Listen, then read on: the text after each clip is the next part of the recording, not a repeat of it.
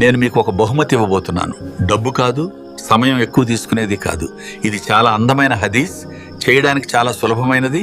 కానీ దీనికి లభించే ప్రతిఫలం మన ఊహలకు అందని స్థాయిలో ఉంటుంది. అది ఏంటో ఇప్పుడు తెలుసుకుందాం.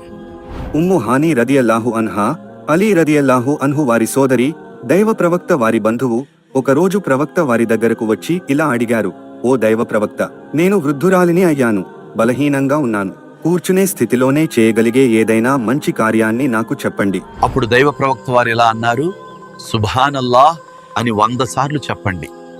దానికి లభించే ప్రతిఫలం ఏమిటంటే, ఇస్మాయిల్ అలైహిస్సలాం సంతానానికి చెందిన 100 మంది బానిసలను విడుదల చేసినంత సవాబుతో సమానం.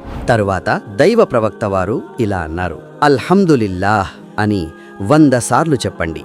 ఇది అల్లాహ్ మార్గంలో జిహాద్ కోసం సిద్ధంగా ఉన్న 100 గుర్రాలను పంపినంత ప్రతిఫలం కలిగిస్తుంది. తర్వాత అల్లాహు అక్బర్ అని 100 సార్లు చెప్పండి. ఇది హజ్లో కుర్బానీ కోసం అలంకరించబడిన 100 ఒంటెలను అర్పించినంత సవాబుతో సమానం. చివరగా దైవ ప్రవక్త వారు ఇలా అన్నారు: లా ఇలాహ ఇల్లల్లాహ్ అని 100 సార్లు చెప్పండి.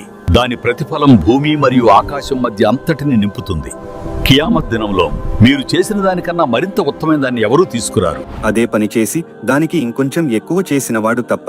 ఈ హదీస్ను ఇమాం అల్బానీ రహిమహుల్లా సహీగా ధృవీకరించారు. సిల్సిలా అల్ సాహిహా హదీస్ నంబర్ 1316. కాబట్టి మిత్రులారా, ఇవి 4 మాటలు మాత్రమే, కానీ ప్రతిఫలం అమితమైనది. ప్రవక్త గారి ఈ బోధనలు మీ హృదయాన్ని తాకి ఉంటే, ఇంత గొప్ప పుణ్యఫలాన్ని మీ ప్రియమైన వారితో ఒక అందమైన బహుమతిగా తప్పకుండా షేర్ చేయండి.